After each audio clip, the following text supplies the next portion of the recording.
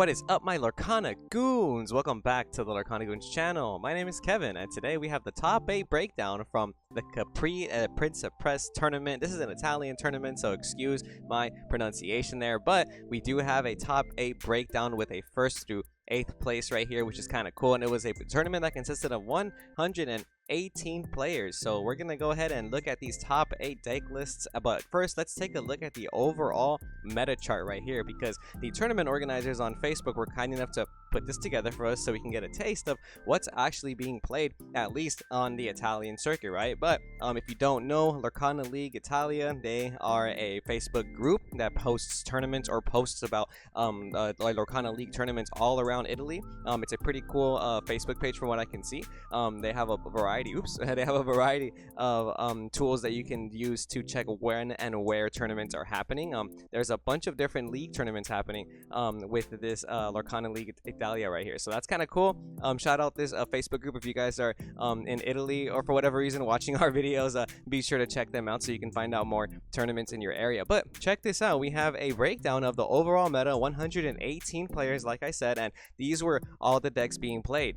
And we have a little bit of everything here, with Ruby Amethyst being the most represented deck. Obviously, we have 33 participants playing Ruby Amethyst, and then 18 players playing Emerald Amethyst. And we have a variety of Amber decks right here, 12 Amber Steel, 7 Amber Ruby, 4 Amber Emerald, and 2 Amber Amethyst. And then when it comes to the rest of the decks, we have only 1 Amethyst Sapphire, 5 Amethyst Steel, 2 Emerald Ruby, and 7 Emerald Steel. Then there were 16 Sapphire Ruby Popsicle decks, which is, you know, pretty interesting to see. Only 1 Ruby Steel Pirate deck, so if you're a Pirate Goon, come on, we got to get those numbers up. And then we have 11 people playing Sapphire Steel. So Ruby Amethyst still being the most represented deck in the format since Chapter 1 is what it's looking like. And I don't blame people, because obviously, like I mentioned before, this is one of the more affordable decks, to be honest, in my opinion. I understand that the market's a little bit less expensive in Europe, so you know, maybe it's a little bit different for how many people have the Ruby Amethyst deck. But if you're playing this deck last format, there's almost no reason to not play this deck in the current format, or just update it a little bit.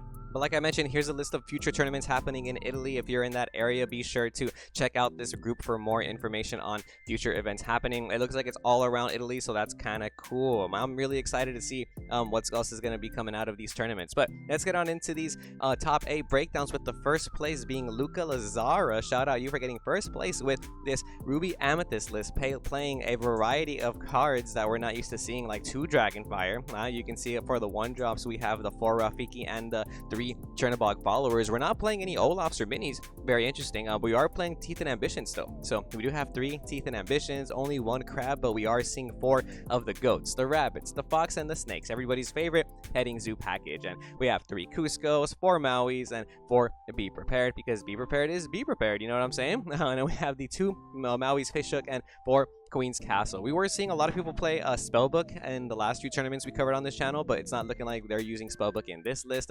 We still have the 4 Queen's Castle. I'm also seeing no Minnie Mouse Surfer. I feel like a lot of people are still playing Minnie Mouse Surfer over the Maleficent Sorceress, but you know, Maleficent Sorceress is still getting that extra draw value, and you can sing it with friends on the other side. And 1 Crab is kind of surprising to me, but we are playing the 2 Fishhook 1 Crab combo, and 3 Medusa no Tremaine. A lot of people have been picking up Tremaine again, but you know, this tournament was held on March 16th. That was this recent Saturday, and does not look like you need a Tremaine in this list. So congrats to you, Luca. Shout out for getting first place in this 118 player tournament.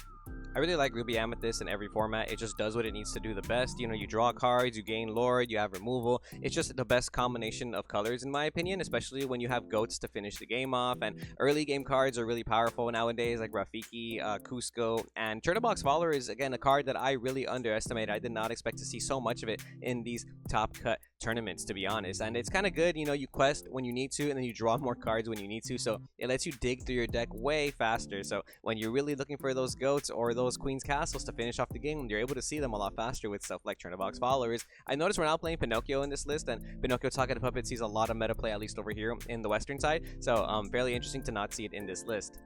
But second place, next up, we have another Ruby Amethyst, and this version is playing Pinocchio Talkative Puppet. And we're also seeing some other cards right here, like Minnie Mouse at 4, Rafiki at 4. Those are your 1-drops. And I do have to ask, and anybody in the chat or anybody in general who plays Minnie Mouse over Olaf in this scenario, why?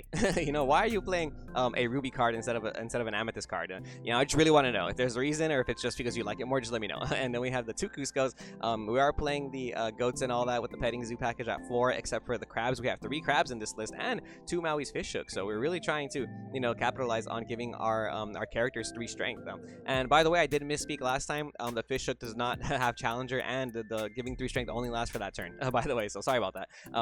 Yeah, Merlin crab right here at 3. We're also still playing no Minnie Mouse Surfer in this list, but we do have the Maleficent Sorceress and Friends on the other side. Maleficent Monstrous Dragon being played in this list, whereas we didn't see it in the last list, right? Yeah, this list was the first list was not playing Mally Monstrous Dragon, but the second list was for sure playing Maleficent Monstrous Dragon, so that's cool to see. Maleficent Monstrous Dragon seeing a lot more meta play as of lately, and this list playing a combination of Tremaine and Medusa, 2 and 1. So some people playing the 3 Medusa still, like the first place list, and looking like the second place list wanted to spice it up a little bit, playing 2 Medusa, 1 Tremaine to add a little bit of spice in there, right?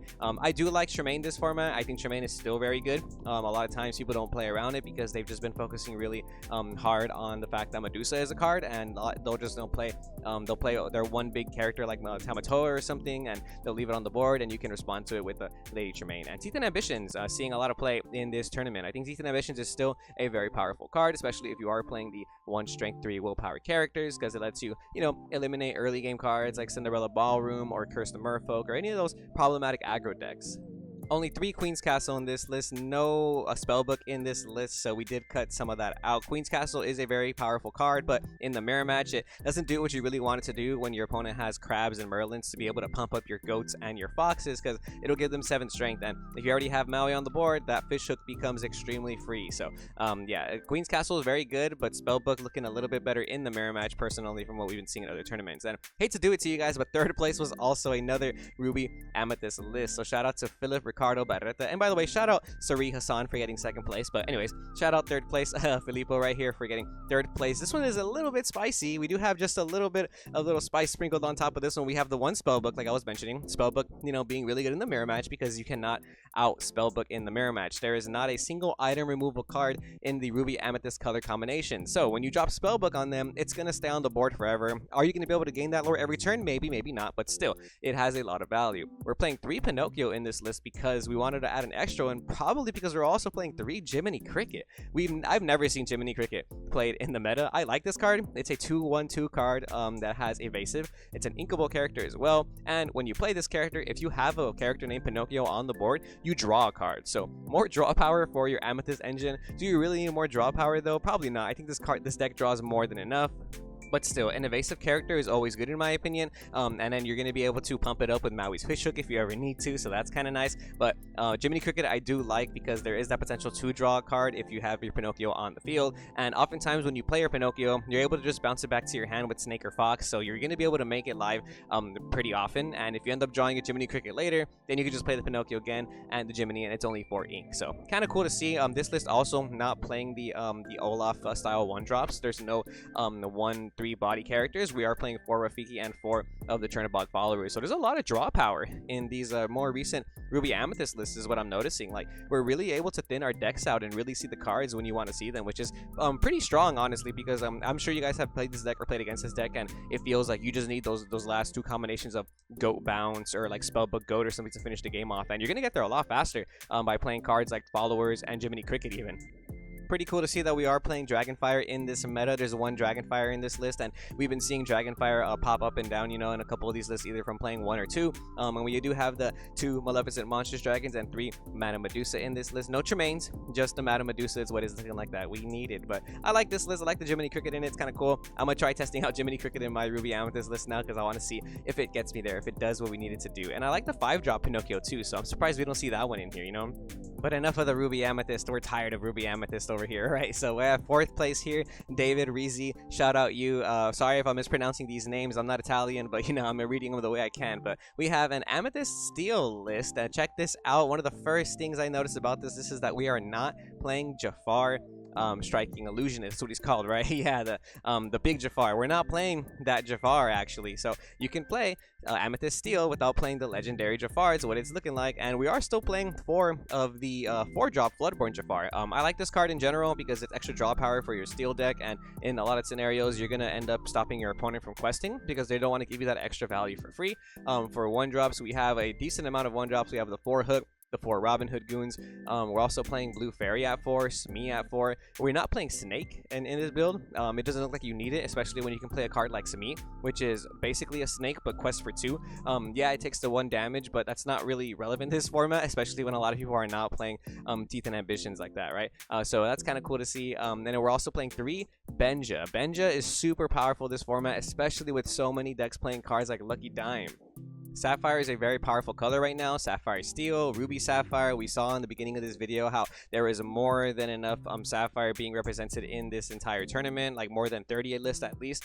So when you have a card like Benja in your deck, you're going to be able to benefit a lot against those matchups. And if you didn't know, you can bounce your Benja back with something like Fox and then play it again. So against Steel matchups, whenever I'm playing an item-based deck, that has happened to me a lot. And it does feel really bad when they get to play their same Benja twice and pop 2 items instead of 1. So that's a very powerful interaction that I like about the Steel Amethyst list. And then for Floodborn characters, because we want to make sure we draw extra cards off of our Blue Fairy, we have the 4-drop Jafar, we have Sad Beast, we have the new Robin Hood Sherwood, we have 2 copies of Yzma, and then 3 copies of Tinkerbell Giant Fairy. So post turn 4, you're going to be able to trigger your Blue Fairy with any of your strong characters, right? And then the highest cost character you play is only 6 ink. So after like 6 ink, you can play every character in your deck. And we're only playing a couple songs in combination for removal. We have 3 Strength of a Raging Fire, 3 Along Came Zeus, and 3 Grab Your Swords. And last but not least, we are playing 4 copies of the Queen's Castle because it's extra draw power and it's a location. You know what I mean? And a lot of people are not playing Rise of the Titans, so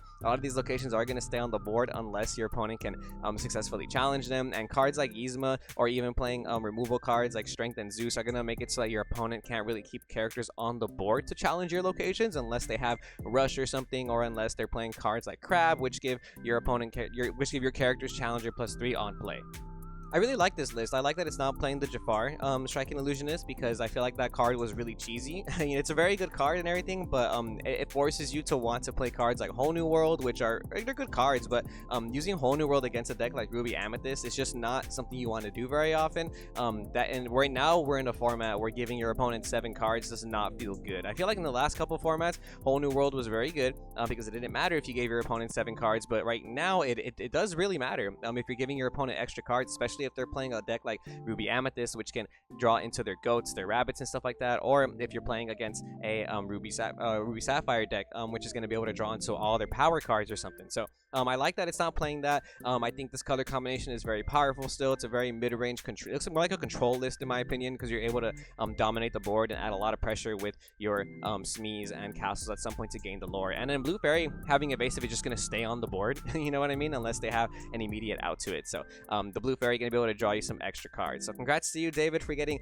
4th place with this Amethyst Steel list that we have not seen yet before. So this is kind of cool.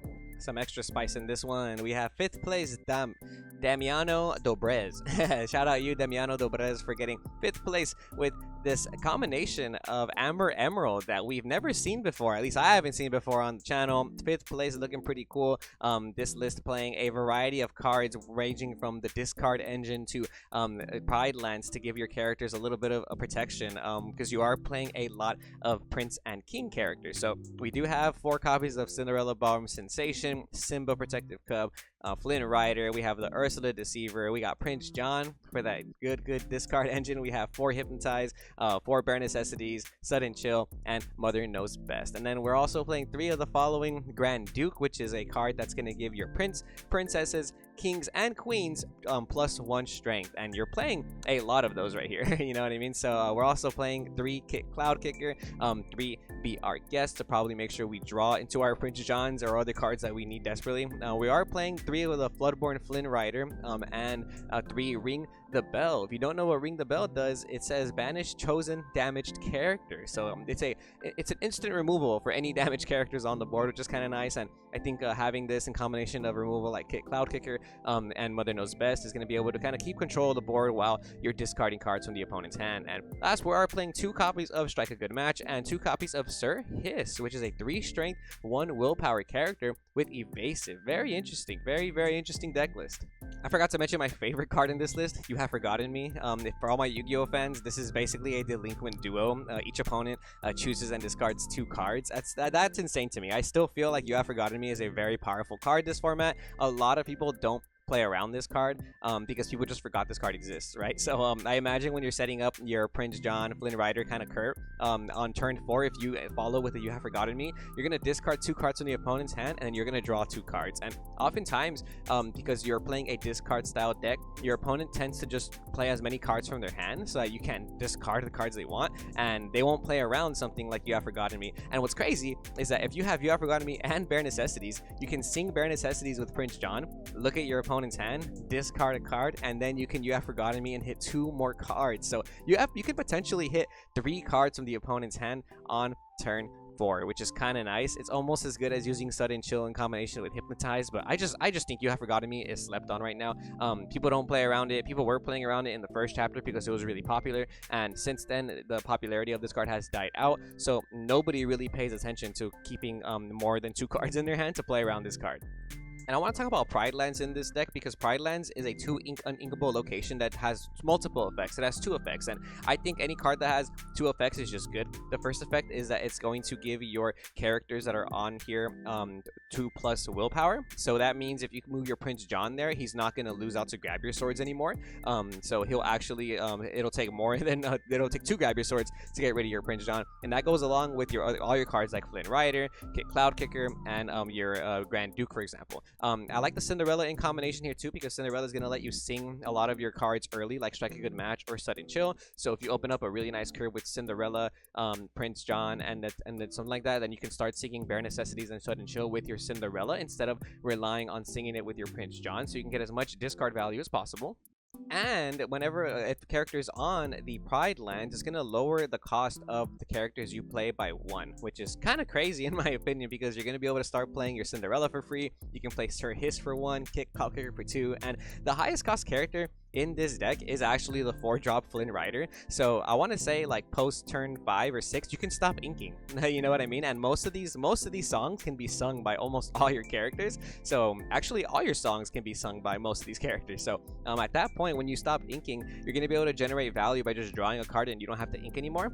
So that's good value to have in the deck, and then you're also generating value with the Prince John combination. So the deck looks kind of cool. I really want to try this color combination now. I personally have always liked the idea of Emerald Amber ever since Prince John came out, because it just synchronizes so well with cards like You Have Forgotten Me, and now even better with cards like Bare Necessities. And Ursula and Bare Necessities are 2 cards that let you look at your opponent's hand. So that's insane to me. Being able to look at your opponent's hand multiple times throughout the game is just going to reassure you what they have. So if you notice they don't have a Grab Your Swords, you could just go super wide and just put them in a position where you tell them you have to top deck your Grab Your Swords now.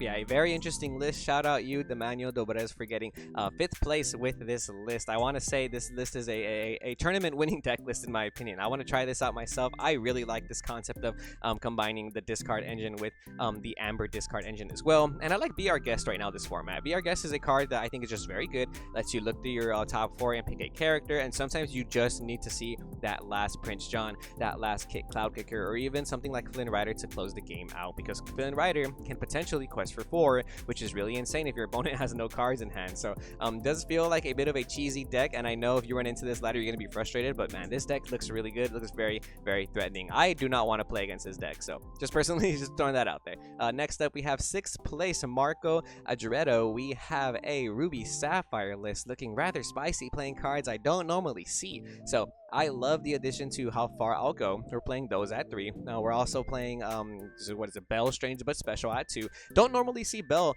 in the Ruby Sapphire Popsicle list. Usually we see Bell in Sapphire Steel, but not in this color combination. we're playing 4 copies of the following: Queen of Hearts. We also have 4 Flavor Sham, 4 Maui, 4 of the Grandma Tala, the Keeper of Ancient Secrets. I like this card. This card is like a develop your brain with the body. You know what I mean? So it has the same ability as develop your brain, but you can play it on turn 4. We're not playing develop your brain in this list, but we are playing instead 3 Nothing to Hide, which is somewhat similar. Obviously not the same because develop your brain lets you choose the card, but Nothing to Hide is going to let you draw a card from the top of your deck, and you get to look at your opponent's hand. So once again, utilizing the opponent's information against them, being able to look and double check if they have any item removal or if they have outs to your Bell Strange but special is probably going to let you feel a little bit more secure when you start dropping some of these combo plays. And a lot of times, not having to play around stuff makes the game a lot easier. If you could just look at your opponent's hand and just know, like, okay, you do not have an out to my Tamatoa, I'm gonna start playing Tamatoa right now. You know, that's definitely gonna go a long way in terms of value. This is actually like one of my favorite color combinations. I just love the way the color combination looks of like red blue. So I do like to see some spice in this list. Well, this list is playing Hades. We don't normally see Hades in Ruby Sapphire. Hades is a card that is pretty decent because it is removal, but it does lose out to the opposing Madame Medusa because it only has 3 strength. So that is a little rough in my opinion. And we are playing Madame Medusa in this list too. We have 2 Madame Medusa, 2 Tremaine, which I think is an awesome ratio for a Ruby Sapphire list. And we're also playing 3 Let It Go. I love Let It Go right now. I love Let It Go this format. I don't think giving your opponent ink is that big a deal, and oftentimes Let It Go is the perfect response to the opposing Sad Beast or the opposing Robin Hood Sherwood. So I really like to see Let It Go in this list. I also want to talk about how far I'll go. This card is insane. It's a +1. You look at the top 2 cards of your deck. You put one into your hand the same way you would like develop your brain, and then the other one goes into your inkwell face down. So the ramp in this deck is pretty hefty. We have the 3 How Far I'll Go, the 2/1 Jump Ahead, and the 4 Fishbone Quill.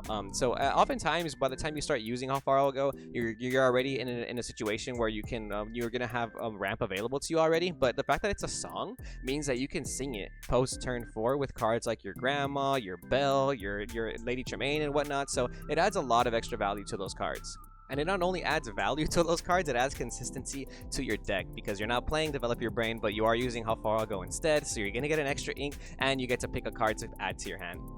But yeah, we're also playing 1 copy of Scarvicious Cheater, which is an extra way to not only combat like hefty locations, but also clear some characters on the board, which is kind of nice. And if you really like clearing characters on the board, we have Be Prepared, which is the best way to clear characters on the board, right? And alongside that, to finish the game off, we are playing 4 copies of McDuck Manor, one of the most powerful locations in the game, has 9 willpower, becomes very problematic if the opposing player does not have a Maui in their deck.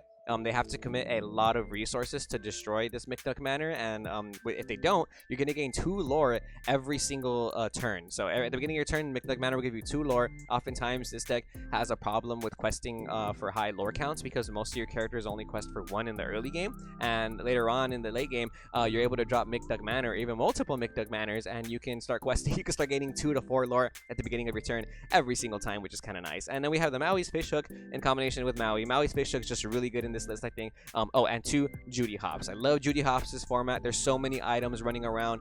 Judy Hops is really good in the mirror match. I want to bump Judy Hops to 3 or 4 in my personal deck. And it's really good against the new like Amber Steel Flute list that's been going around after the first place from Zan Said. So Judy Hops is going to start seeing a lot more play this format, I think. And yeah, Ruby Sapphire Popsicle doing what it does best, keeping control of the board and using removal to make sure your opponent cannot play the game at some point. And I really like the addition of Bell Strange with Special. I need to try this out in my list. I feel like if I was playing Bell though, I'd want to shove in at least like 1 lucky dime just so I can gain that 5 lore offer, right? But if you don't know what Bell does, when you have 10 ink, you're going to be able to quest for 5 with this card. And this is extra ramp for you. It'll let you double ink basically if you ever need to. So not a bad card at all, not a bad legendary for Sapphire. Really love to see it. Congrats again, Marco, for getting 6th place with Ruby Sapphire. Next up, we have an Amber Steel Flute song list. Just like I was talking about, people are playing flutes right now. Flutes are really good against the Ruby Amethyst list, in my opinion. But this list looking a little different, but similar to some of the ones from last format. It reminds me of Zepha's list where he was playing the Gaston. So we are playing 3 Gaston. We're playing 2 Rapunzel. We're also playing 4 of the Bodyguard Kita. Very interesting here. Don't normally see this Kita being played, but maybe the Bodyguards are pretty good because you are playing the Rockstar Stitch Goons combination. We're also playing our Robin Hood Goons with their combination of Shiftable Robin Hood Sherwood, and 4 copies of Cinderella Ballroom Sensation because it's one of the best cards in Amber Steel that lets you sing your songs really early in the beginning of the game.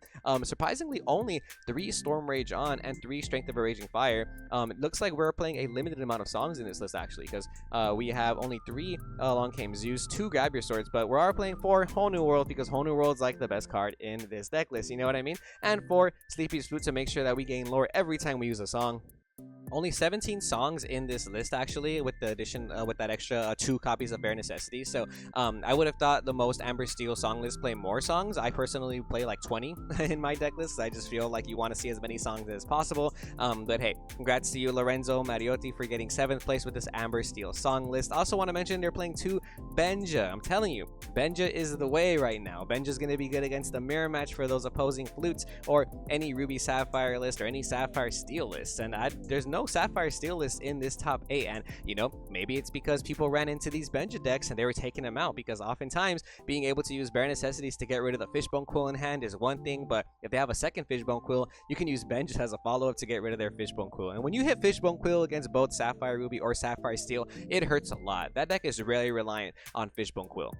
For your draw power, we're only playing 2 Rapunzel and 3 Sad Beast, and we have seen some lists for for Amber Steel Flute that are not playing Sad Beast at all.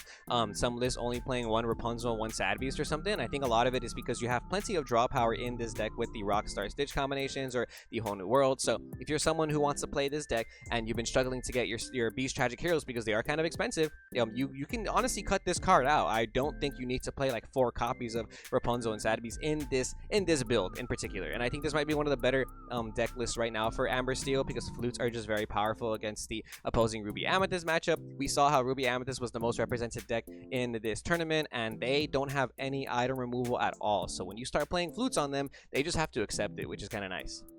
And last but not least, in top 8, we have a Ruby Amber list piloted by David Scardoni. Shout out you for getting top 8, 8th place with this Ruby Amber Mufasa deck. Looking a little spicy with some cards we haven't seen in a cool minute. We have the 4 Mufasa, obviously. We're playing 4 copies of the Minnie Mouse, Simba, Mother Gothel, Doc, Surfer Mini, Rapunzel to make sure we can heal our Mother Gothel. And then we're playing 4 copies of the Maui, the Rockstar Stitch, the Lady Tremaine, the Surfer Stitch, and Teeth and Ambitions as our only non-character in this entire deck. So this deck wants to play as many characters as possible, lets you benefit a lot from the opposing Bare Necessities and Ursa the Deceiver. And if you didn't know, Teeth and Ambitions is really good in combination with Rapunzel, because sometimes you don't draw your Mother Gothel with Rapunzel, but if you have Teeth and Ambitions, you can deal 2 damage to one of your characters, heal it back with Rapunzel, and you draw 2 cards. And we're also playing Prince Eric at 3. This card is a character that when it is banished, you pick a chosen opposing character and you banish it for free as well, which is really good in combination with Teeth and Ambitions, because if you really like doing plays like that,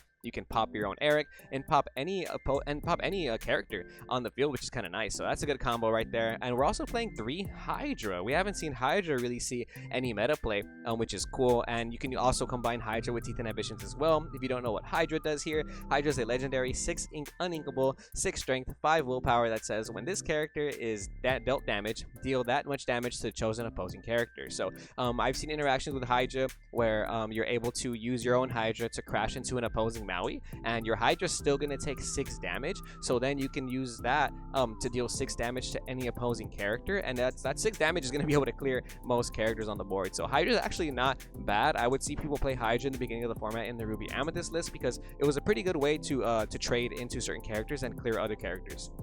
And it's looking like we're hitting more of a control-based format, so Hydra can be a little bit of a problematic card if they don't have something like a Long Game Zeus to get rid of it. It's going to be on the board gaining 2 lore, and if they do challenge it and they have multiple characters, you're going to be able to deal the damage to the opposing characters too. So oftentimes, like, your opponent has to set up a play where they only have 1 character on the board, or they have to like play Maui, trade into it, and make sure they don't have any other characters before they do that. So Hydra getting some meta play here in this top 8 list, which is cool to see.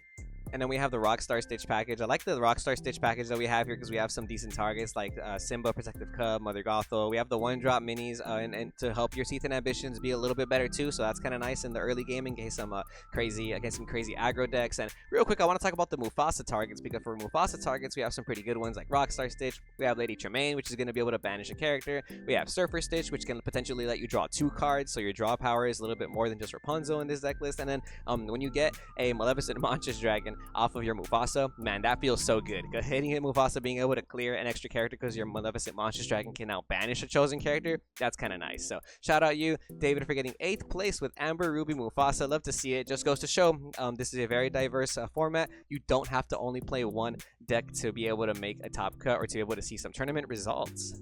And real quick, I want to go over some honorable mentions from this tournament. We have top 16 Palo G over here in the same tournament. By the way, shout out Inkdex for getting the top 16 list for this as well. I'll put the link in the description for all the deck lists down below. This is an interesting Emerald Steel list that was in top 16 of this tournament. We are playing the stuff we're normally used to seeing, like Ursula the Deceiver of all, but we're also playing a big discard engine here. We're playing the Bucky at 4, we're playing 3 Prince John, and we're playing 2 Lucifer, which is going to be able to get us some extra discard. And we're also playing the Tinkerbell Giant Fairy right here at the very bottom. So I like this list a lot. It's playing Rise of the Titans, which I like to see. Emerald discard looking like it's getting some decent play in this tournament. In my opinion, I feel like this list is kind of nice. We're not really playing the Emerald Steel Control, but I like the addition of playing the discard engine right now because a lot of people are shifting back to playing Ruby Amethyst, and they're playing Ruby Amethyst the way they were playing it last format. People aren't really playing the Jimbo Hawkins location combinations anymore. We're really focused on playing like the way it was in the Rise of the Floodborn format, and we all know that the discard engine had a very good matchup against those Ruby Amethyst decks. So you know, food for thought. I like the way people are playing this list right now for Emerald Steel. And one more honorable mention in top 16 as well. This was Lorenzo B playing Emerald Amethyst. Shout out you. I like this list because it's a little bit spicy. We've seen Emerald Amethyst bounce make a very big impact in the meta in the beginning of the format. Very threatening. This deck is basically able to ensure that your opponent can't play certain cards because you're able to bounce them up with a certain, like with Cloud Kicker and Mother Knows Best. But this list is not playing the Ursula Deceiver. It's not playing the expensive Ursula. It's only playing honestly, this list looks fairly budget. This is a pretty interesting list. It says it's only about $79 here on TCG Player on average. So if you want to play a budget list, I like this list personally. It's kind of cool. It is playing 4 copies of Befuddle, Curse of Merfolk. We have Deville Manor, Maleficent Biding Her Time, Pascal, Flynn Rider. We have 4 snakes, 3 foxes, 4 goats. That's going to be it for the Mim package. And then we're playing 4 Pinocchios, 4 Ursula the Deceiver, friends on the other side. And then we are playing 3 Arthurs, which is cool. And then 3 Cusco, which you haven't seen Cusco see meta play in a long time. Shout out my boy Y Breezy, the Cusco liaison for Lorcana. This is kind of cool. 3 Cusco to add some extra pressure. People aren't really playing Tremaine as much either. So this card is going to stay on the board for a cool minute because most people are playing targetable removal. You know, but this card does lose to Tremaine, so just want to point that out. And then we're playing 2 Queen's Castle and 2 Spellbook. So Spellbook seeing some play, like I said, against the opposing Ruby Amethyst matchup. Spellbook is going to stay there. This looks pretty aggressive. I want to try this out myself. A lot of early game, and Befuddle being one of my new favorite cards in the meta right now because it just outs the opposing Rafikis. A lot of problematic cards in the beginning, like Cinderella Ballroom Sensation. You can even bounce back the flutes to throw your opponent off curve, which is good. So shout out you, Lorenzo B, for getting top 16 with this very interesting list. I'm gonna try it out myself. There's some extra spice for you, honorable mention.